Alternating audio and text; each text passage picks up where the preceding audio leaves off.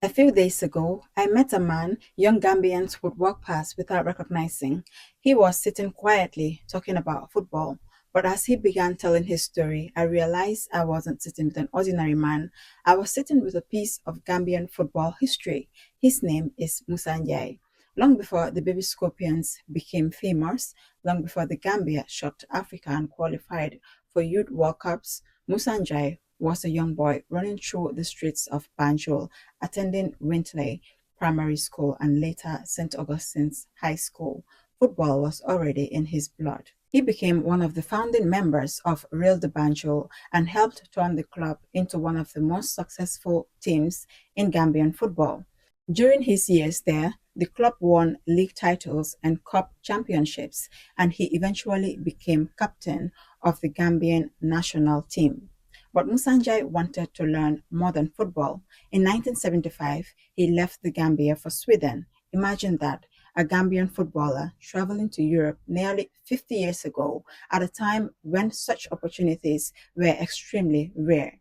In Sweden, he continued playing football while studying. He earned university qualifications and learned how successful countries developed athletes from childhood all the way to the national team.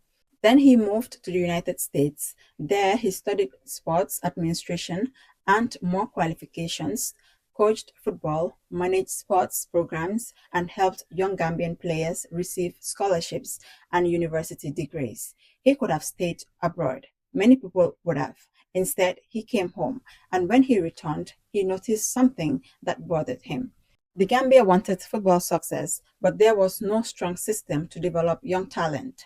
There was no proper pathway, no structure, no long-term vision, so Musanjai decided to build one.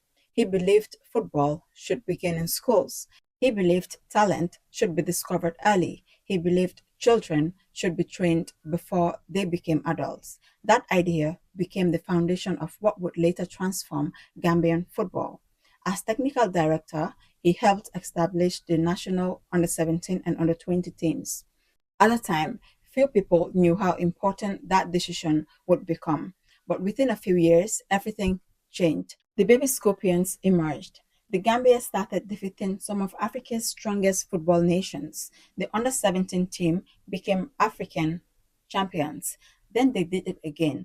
The world suddenly began paying attention to a tiny country on Africa's west coast. Foreign scouts arrived. Young Gambian players started receiving international opportunities. Dreams that once seemed impossible became real. And behind that success was a simple idea: catch them young, develop them early, believe in them before the world does. Today, when people celebrate Gambian football, they often remember the goals, the trophies, and the famous players. But every great achievement has people working behind the scenes, people who build foundations, people who create opportunities, and people who change the future without asking for recognition. Musanjay was one of those people.